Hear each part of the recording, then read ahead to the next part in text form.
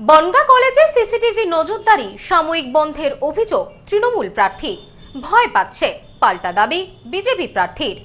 Electric bill নিয়ে চিন্তিত? অদ্রিত সোলারের সাথে এখন বিদ্যুৎ বিল কমান আরো সহজে। আমরা দিচ্ছি বনগাঁতে সেরা মানের সোলার ইকুইপমেন্ট সহ অভিজ্ঞ টেকনিশিয়ান দিয়ে সম্পূর্ণ ইনস্টলেশন সুবিধা। বিস্তারিত জানতে আজই কল করুন। ভোট গণনাকে কেন্দ্র করে যখন রাজ্য জুড়ে সাজো সাজো রব, ঠিক তখনই বনগাঁয় দানা বাঁধল নতুন বিতর্ক। বনগাঁ দীনবন্ধু মহাবিদ্যালয়ে তৈরি হওয়া গণনা কেন্দ্রের সিসিটিভি নজরদারি সাময়িকভাবে বন্ধ হয়ে যাওয়ার অভিযোগ তুললেন স্থানীয় তৃণমূল প্রার্থী বিশ্বজিৎ দাস।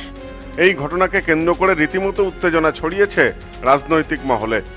গণনা শুরুর আগে স্ট্রং রুম এবং গণনা কেন্দ্রের নিরাপত্তা খতিয়ে দেখতে আজ দীনবন্ধু মহাবিদ্যালয়ে গিয়েছিলেন তৃণমূল প্রার্থী বিশ্বজিৎ দাস। তার অভিযোগ, সেখানে সিসিটিভি ক্যামেরার আউটপুট বা ডিসপ্লে কিছু সময়ের জন্য সম্পূর্ণ বন্ধ হয়ে গিয়েছিল। কেবল প্রশাসনিক আধিকারিকদের কাছেই নয়, স্বয়ং প্রার্থীর উপস্থিতিতেই এই কারিগরি বিভ্রাট ঘটে বলে তিনি দাবি করেছেন। সিসিটিভি স্ক্রিন অন্ধকার হয়ে যাওয়ায় ঘটনাটি নজরে আসতেই তীব্র অসন্তোষ প্রকাশ করেন বিশ্বজিৎ বাবু।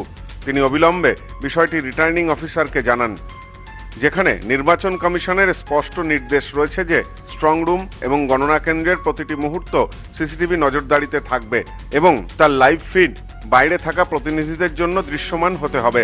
সেখানে এই বিরতি কেন ঘটল তা নিয়েও প্রশ্ন তুলেছেন তিনি।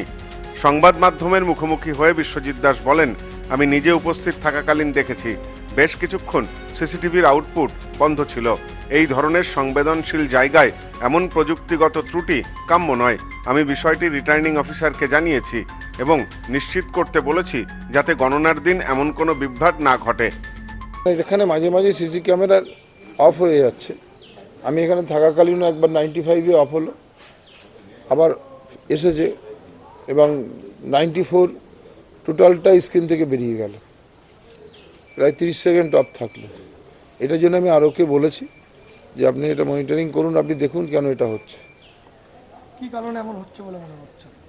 এটা তো টেকনিক্যালি কি প্রবলেম আছে সেটা তো আমি আরোকে দেখতে বললাম, উনি বললেন আমি ভিজিটে আসছি, আমি এগুলো যেগুলো খবর পেয়েছি আমি এগুলো দেখে নিচ্ছি। মুখ্যমন্ত্রী কালকে লাইভে বললেন যে স্ট্রং রুম আগলে রাখতে, কি বলবেন? হ্যাঁ, স্ট্রং রুম আমরা প্রথম দিন থেকেই রয়েছি, আমাদের পালা করে 24 ঘন্টায় পার্টির ওয়ার্কাররা কেউ না কেউ কখন এসে আমরা থাকছি, সেইভাবে আমরা টিম করে দিয়েছি।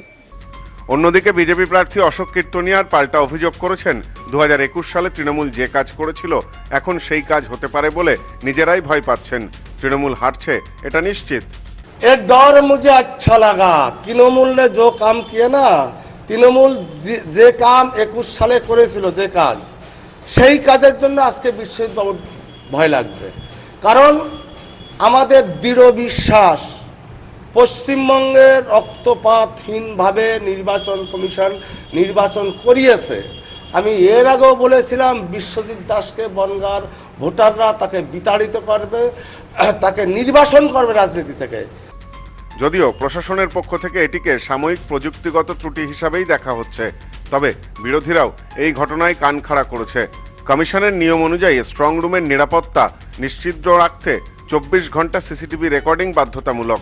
বনগাঁর মতো গুরুত্বপূর্ণ কেন্দ্রে প্রার্থীর এই অভিযোগের পর প্রশাসন আরও সতর্ক হয়েছে। ইতিমধ্যেই ত্রুটি খতিয়ে দেখে সিসিটিভির সংযোগ পুনরায় সচল করার নির্দেশ দেওয়া হয়েছে। সোমনাথ মজুমদারের সাথে সব্যসাচী ভট্টাচার্য, নিউজ নোম্যান্সল্যান্ড, বনগাঁ। নেউপিসি জুয়েলার্স, সম্পর্ক গড়ে দেয়। বনগাঁতে আমাদের 3টি শোরুম প্রতিদিনই খোলা। নেউপিসি জুয়েলার্স, বনগাঁ বাটার মোড়। নেউপিসি জুয়েলার্স ব্রাঞ্চ কুমুদিন স্কুলের বিপরীতে। নেউপিসি জুয়েলার্স বিউটি, মতিগঞ্জ, হাটখোলা। আমাদের এখানে সোনা কিনুন পেপারের দামে।